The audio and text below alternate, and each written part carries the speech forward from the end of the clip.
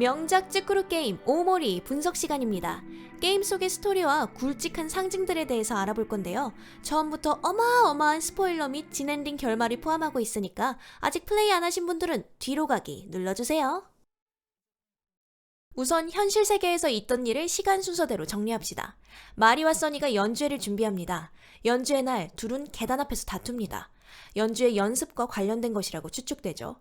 화가 난 써니가 분을 못 이기고 순간 마리를 밀칩니다. 마리는 계단을 굴러떨어지게 되고 아마도 이때 사망하게 됩니다.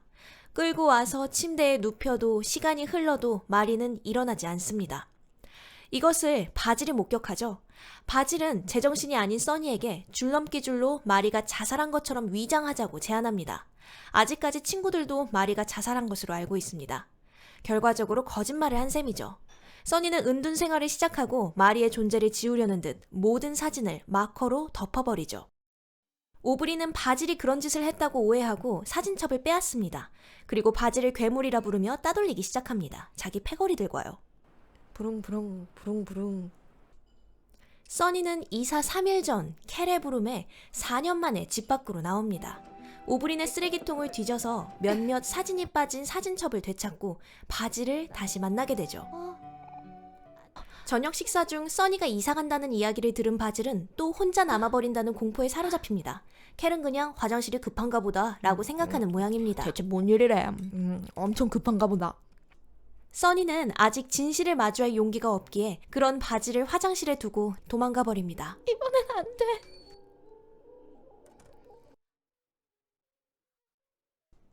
다음날 써니와 패거리들이 바질을 괴롭히다가 바질이 물에 빠지게 되고 물 공포증을 이겨낸 써니가 바질을 구합니다. 마침 히로가 도착하고 잘생겼어. 그의 주선으로 오브리를 만나 화해합니다.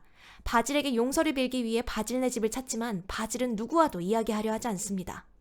밤이 되어 바질은 결국 자살 시도를 하며 동시에 써니 뒤에 검은 물체도 없애주겠다며 써니를 공격합니다. 써니는 한쪽 눈을 다치지만 이번엔 도망가지 않고 바질을 구합니다. 써니는 병원에서 눈을 뜨고 친구들에게 진실을 말하기로 마음먹습니다. 자, 그럼 오모리는 누구일까요? 써니의 죄책감이 만들어낸 진실을 회피하는 자아입니다. 자신이 그런 짓을 저질렀다는 것을 받아들일 수 없는 써니가 만들어낸 방어기제적 자아이면서도 자기 혐오적인 자아입니다. 스스로를 찌르는 모습도 꽤 나오고요. 그날의 기억을 품고 있는 바질과 검은 문을 지우자 오모리가 깨어납니다. 써니가 잠이 들면 오모리가 깨어나는 연출도 참 많았죠.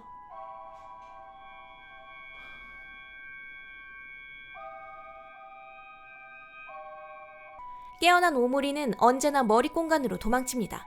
하얀색 문으로 말이죠. 머릿공간에서 탐험을 할수록 오모리는 점점 더 강해지고 결국 최종 보스로 성장하게 됩니다. 굿엔딩을 위해서는 이 자기 혐오적 회피성 자아인 오모리를 무찔러야 하죠. 그럼 이 머릿공간은 무엇일까요? 현실로부터 도망쳐온 공간입니다. 꿈속이죠. 하지만 자꾸만 틈이 생기며 검은 공간이 침범하기 시작하죠. 키보드 키는 검은 공간을 여는 열쇠, 키가 되는데 키보드 키 아래 검은색 틈이 생길 때가 있습니다. 그리고 이게 검은 공간이 침범한 틈이니 꼭 들여다보세요. 놓치기 쉬워요. 돌아와! 안 돼! 검은 공간은 하얀 공간과 대비되는 공포의 기억으로 얼룩진 공간입니다. 마커로 지워버린 기억이기도 하고요. 하얀 문이던 머릿 공간과는 다르게 검은 문을 통해서 들어갈 수 있었죠. 외부의 공포, 그날의 기억, 벌을 내리는 공간, 친구들이 떠날 것이라는 두려움 등으로 이루어져 있습니다. 그리고 많은 공간에서 초록 바질이 계속 죽어나갑니다. 이것은 바질에 대한 설명과 함께 하도록 하죠. 바질은 3가지 모습으로 등장합니다. 초록 바질, 검은 바질, 현실의 금발 바질. 초록 바질은 써니가 생각하는 착하고 순수한 바질입니다. 하지만 실제로 바질은 자살 위장을 권유한 사건의 공조자입니다. 즉 써니의 머릿속에서 순수한 바질은 더 이상 존재하지 않기 때문에 진실을 알고 있는 검은 공간에서 초록 바질은 끊임없이 죽을 수밖에 없던 것이죠. 그리고 처음부터 초록 바질이 납치당한 것도 사실 같은 이유입니다. 무의식적으로 행복한 공간에서 바질을 치워버린 거죠. 자꾸 아픈 기억이 떠오르고 순수한 사람이라고 도무지 받아들일 수가 없으니까. 그래서 오모리가 강해질수록 꿈속 친구들은 바질을 잊어갑니다. 하지만 뭔지 기억 안 나. 실제로 써니는 바질을 외면했고 오모리는 무언가 이야기하려는 바질을 일단 여기에서 얘기 하나만 해도 될까, 오모리?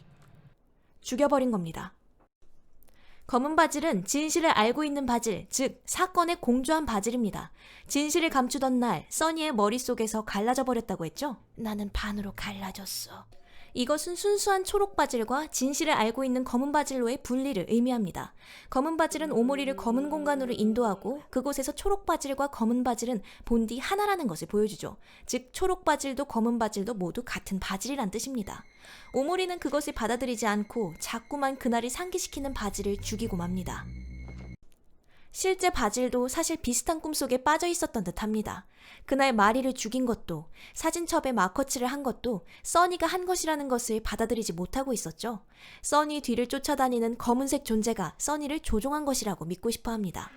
바질에게 써니는 착한 사람이니까요. 써니를 지키기 위해 자살 위장을 제안하고 사진첩의 마커칠도 본인이 의심받는 대로 그냥 내버려 두고 있었습니다. 그리고 마지막 날은 써니를 조종하는 검은 것을 없애주겠다며 써니를 공격해버리고 맙니다. 써니와 마찬가지로 현실을 인정하지 못하는 삐뚤어진 어린 애정을 지닌 인물입니다. 하지만 시간이 흘러 써니에게 용서를 계속 구해왔던 것으로 보이죠.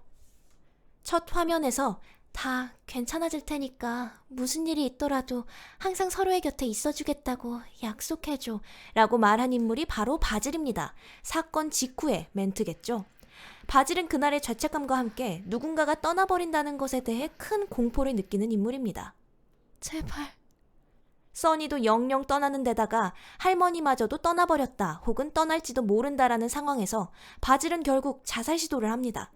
굿엔딩 루트에서는 켈의 조언처럼 도망치지 않고 옆에 있어준 써니에게 구원받는 존재죠. 자, 그럼 붉은 손에 대해서 이야기해보죠. 우리는 붉은 손을 끊임없이 마주칩니다. 이 붉은 손의 모티브는 마리를 밀친 그 손이자 피로 물든 써니 자신의 손입니다. 즉 죄책감이자 자기 혐오의 상징입니다. 붉은 손은 언제나 제자리로 오모리를 끌고 가는 포탈이죠.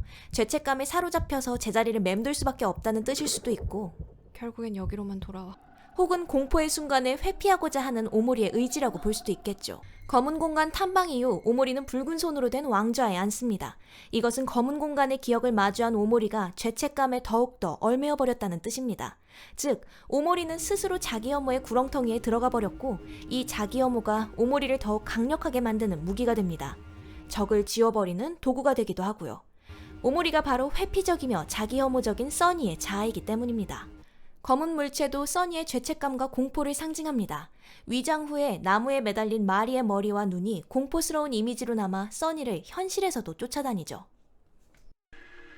마커는 잊고 싶은 것들을 지워버리는 툴입니다.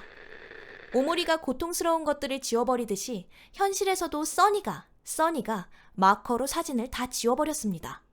오브리가 바질이 사진을 마커칠해서 따돌렸어 라며 고백하자 써니가 뒷걸음질 치는 이유가 바로 이것이죠. 자기가 한 거니까. 바닷가에서도 사진을 다 지워버리는 연출이 있었고요.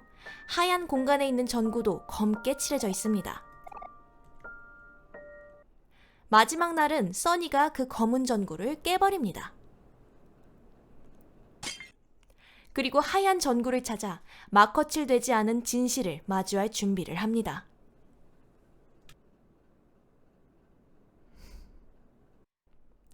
바이올린 상자 열쇠는 누가 챙겼을까요? 정황상 바질이겠죠? 써니를 보호한답시고 다 집어넣고 문을 잠가버린 것도 바질이지만 그 키를 버리지 않고 써니에게 쥐어준 것 또한 바질입니다. 꿈속에서도 오모리를 검은 공간으로 안내하죠. 마지막 연주에 대해서 이야기해봅시다. 그날 써니가 던져서 부서진 바이올린은 써니의 망가진 마음을 의미하는 듯합니다. 친구들과의 추억과 우정을 기억해내자 바이올린이 저절로 고쳐지기 시작합니다. 고쳐진 바이올린으로 홀로 그날 하지 못했던 연주를 시작하지만 소리가 무언가 허전합니다. 이후 오모리에게 패배하고 말지만 써니는 굴하지 않고 다시 일어납니다. 이번에는 혼자가 아니라 마리와 함께 연주합니다.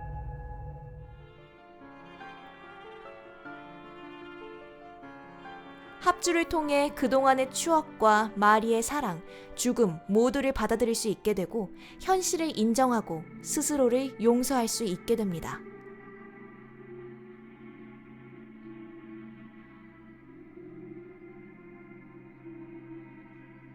이전에는 마리에 대한 사랑과 마리의 죽음이 공존할 수 없었기에 오모리와 검은 공간이 태어났었던 거죠. 그래서 결국 이 게임은 무엇을 이야기하고 있는 걸까요? 자신과의 화해, 인정일 것입니다. 써니는 과거의 기억으로 점철된 꿈속 세계를 탐험하고 현실 세계의 친구들을 다시 만나며 변하지 않은 친구의 우정, 믿음을 기억해냅니다. 여기 색변할 때 소름. 그리고 마리의 사랑도 다시 깨닫게 되죠. 실수, 잘못, 어두운 기억들을 회피하지 않고 받아들이고 스스로를 용서하고 앞으로 나아가는 것. 고통스럽지만 꼭 필요한 일이라는 이야기를 하는 듯합니다. 진엔딩에서는요. 게임을 제대로 뜯어보면 우울증, 자살충동, 자해 심볼들이 많이 들어가 있습니다. 이번 영상에서는 죄책감이라는 단어로 그냥 뭉뚱그렸지만요. 그래서 사실 플레이에 조금 주의가 필요하지 않을까 싶습니다. 게임 오모리, 플레이하신 분들은 공감하실 테지만 명작입니다. 여기서는 다루지 않은 많은 심볼들이 가득 차 있고 디테일이 엄청나기에 맵을 핥고 다니시는 분들은 더 좋아하실 것 같아요. 이번엔 진엔딩만 플레이했지만 언젠가 다른 엔딩들도 도전해보도록 하겠습니다. 러프한 해석 들어주셔서 감사하고 안녕!